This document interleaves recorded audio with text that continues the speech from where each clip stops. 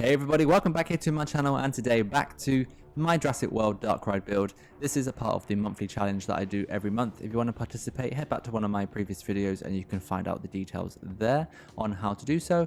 But basically, Mr. Unit built these really cool, somewhat dueling powered coasters this month, which are very similar to Max and Moritz at Efteling. And I decided to go with a Jurassic World theme and encase most of those rides in this huge show building and do a dark ride. So this is the Jurassic World Dark Ride. I'm coming up with a name. I think I'm going to call it something like Jurassic World Breakout, and have like these two coasters kind of breaking out of this building, and this is going to be like the research lab, and it's going to have all these problems and alarms going off and tubes bursting and dinosaurs escaping, that kind of thing. That's the idea anyway. But today I'm just going to go ahead and just kind of do some of those details on the roof, those air vents, that kind of stuff, and also just kind of start getting ready to prep those showrooms where there's going to be scenes and that kind of thing. When it comes to doing all those kind of details on the roof, I'm never really quite sure on what to do. I just kind of add pipes and just hope for the best.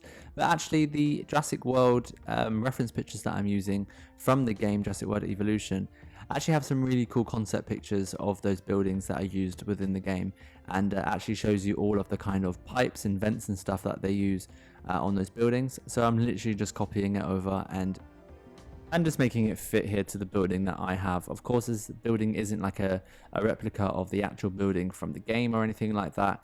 I've made it fit my coaster layout, I've made it fit the land that I have, and I've just used the style of it and just applied it to, you know, this building.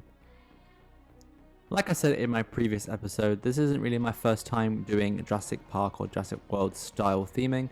I have done it before. If you head over to my Coaster B Studios park, I did a whole Jurassic Park area. I love Jurassic Park. I'm a huge fan of the whole franchise, and I love building Jurassic Park style stuff in these games. I think it's really cool. It's a great theme to do, and which is why I wanted to tackle it again, but coming at it from the Jurassic World kind of point of view rather than Jurassic Park, which I always think is just a little bit different. A great example of that is actually the Jurassic Park boat ride. I think it's the one at Universal Hollywood in LA, and they did like a revamp theming into Jurassic World, and it's just really awesome. But all those little kind of changes in theming really make you kind of see the difference between Jurassic Park and Jurassic World, and it's mainly kind of the colors and things are more modern, that kind of stuff, you know. But I really wanted to give Jurassic World a go, as I've done Jurassic Park before. So like I said, in my Coaster B Studios, I did do a whole area.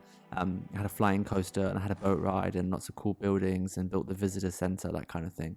So that was really fun. I really enjoyed building that. So I wanted to come and take another part of the Jurassic World, Jurassic Park franchise and do something else. So this is why I decided to go ahead and actually do a Jurassic World Dark Ride. And also, like I said before as well, I'm not very good at building dark rides, so I wanted to give myself a little bit of a challenge, and this is why I've decided to do a theme that I know that I can kind of build, but then apply it to something I'm not so great at, like a dark ride. So I'm really intrigued to see how this turns out, and actually if I can actually do it, you know.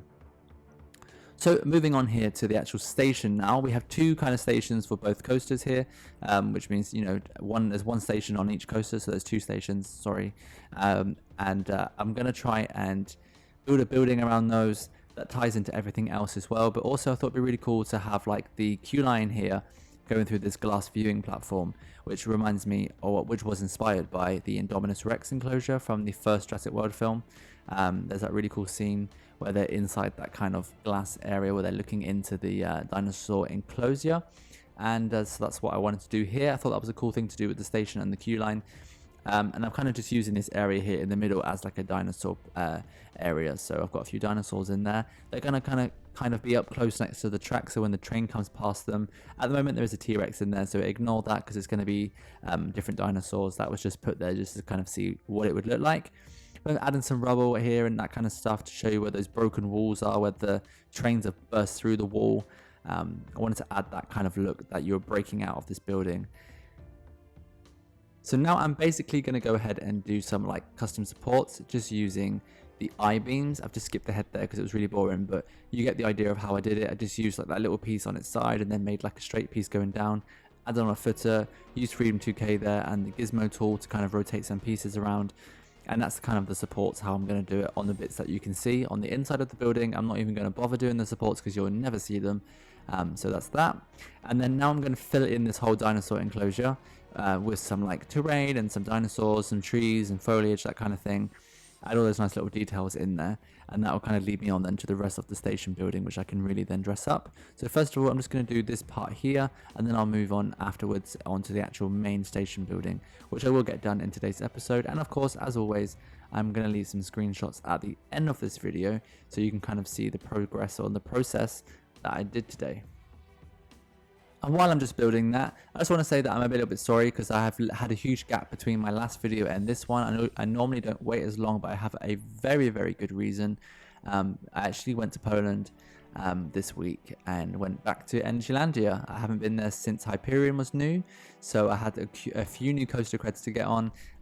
One of them being Zadra, of course, a massive RMC coaster, and also the new Vekoma Shockwave coaster Abyssus. So that was really great to get on those rides. I had a great time there. I've been there before, so I didn't need to go around and do every single coaster cred that they have and all the the kiddie coasters, etc. So I really got to focus my time on my favorite attractions there, and I had a really, really great time. Hyperion is still an absolute beast of a coaster. Really, really good. It is a little bit rattly on those outside seats, but it's such a great ride, and I didn't have one bad ride on it at all. I absolutely love it. If anything, I had a better time on it than I did last time, because last time I always grayed out a little bit on it. But this time I didn't grey out at all. I just really enjoyed the coaster. Zadra was an absolute standout ride for me. It's definitely one of my #1 coasters I've ever been on. It was just incredible. It was just so fast. It was relentless, and it holds its speed all the way up until the end. I just thought it was incredible. I really, really loved it. And Abyssus, the new Vekoma coaster, is great. It's super smooth. It's really, really fun. But it was just kind of underwhelming. So, you know, not all coasters are for me. It was really fun. And if it was in another park somewhere that maybe didn't have such a big coaster lineup, it would be a really great standout attraction. But in this case, in this park, it just wasn't really it for me, unfortunately. But it was really fun. I did do it 4 or 5 times. It's just the trim brakes on it. They really kill it. Maybe they're still doing some kind of teething with it and kind of altering some of the whatever they do with coasters. So who knows, maybe it rides better. I did get a morning ride on it, and then of course I went back in the afternoon to see if it had warmed up, and I did one more ride on it again at the end of the day. And it did warm up a little bit, but nothing drastically that changed the whole ride experience. But yeah, it was a great ride. If anything, I thought the new Vekoma family boomerang that they have was actually more intense than the new Vekoma double launch. But yeah, it's a great park. If you haven't been there, I really suggest getting out there. Poland's super cheap as well, so it's really affordable to go there and do like a quick trip.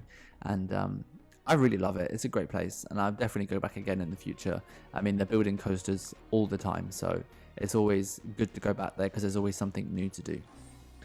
So back on here to the station building, and I'm just kind of using kind of like methods that I've done before with Jurassic Park buildings, and these wall textures are actually really, really great for Jurassic Park. They are from the wall textures mod. So I've used those again. I actually used them in my previous Jurassic Park build as well. And then the pillars are great as well. The in-game vanilla pillars, these big thick beams, they look great. And this is basically like all the pieces I use. I'm just rotating them on Freedom 2K and just kind of putting them together in like a different way. As you saw previously there, I just made like a little watchtower, which I think just makes it a little bit less asymmetrical. And now I just need to figure out all the exit paths coming out from the station, where they're going to go, how they're going to tie into the rest of the map and the pathing and everything. So my plan is for the rest of the map. So I have the station here in the center. This is where the main kind of guest path is going to be. And then the entrance to the ride is going to be to the right side of this building. And then to the left side of this building, I have this kind of large area where I'm going to do like a ranger's base. And that will be like a food outlet where you can kind of go in, grab some food. It's going to be a bit more like, you know, sandy and a bit more like shipping containers, that kind of thing. A few parked trucks and like a big watchtower, some big lights, that kind of thing. So I'm going to do like a ranger's base there. And then on the other side of the ranger's base, I'm going to have like an extra side part of the main building itself. And it's going to be like I'm not sure what the building is, but it's going to have like a helicopter pad, and it's going to cover up that whole depot. And then my plan is to hide like a bumper cars or something in the side of it as well. So it kind of has like a purpose around that side. So that's the whole kind of plan and the idea that I have for this map. It's just now building it and executing it and seeing if I can do it justice. So obviously you just need to take it step at a time with these things. Sometimes I get a little bit overwhelmed when I'm building maps and stuff, and I always think about how much work I have to do, but sometimes just take it step at a time. And right now I'm doing the station, and when the station's done, I'll move on to the next bit. Before in the past, I kind of had like built little bits and gone back and forth between other sections, and sometimes I get really overwhelmed that way. And I figured out that doing like a section at a time and making sure that section is complete before I move on works out a little bit better for me. Sometimes I don't do that all the time, but sometimes that works out better for me and my brain. I feel like then it's not so much work that's overwhelming, you know.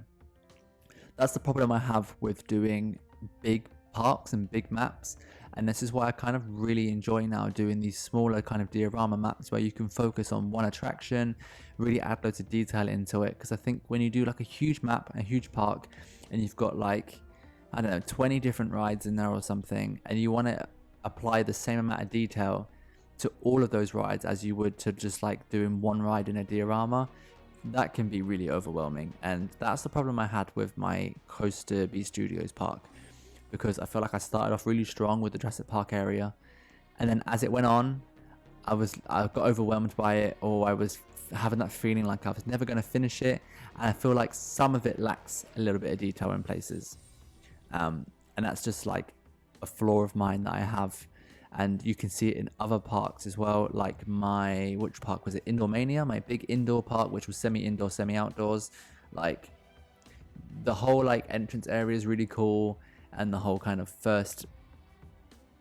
Looking back at that map now, I feel like it could be done way better, only because we have more possibilities now, especially with Freedom 2K. So it looks a bit outdated. But like Astrotron did like an amazing job on the Pirate Bay area that had great detail. And then there was like a Space Bay area, which was kind of cool.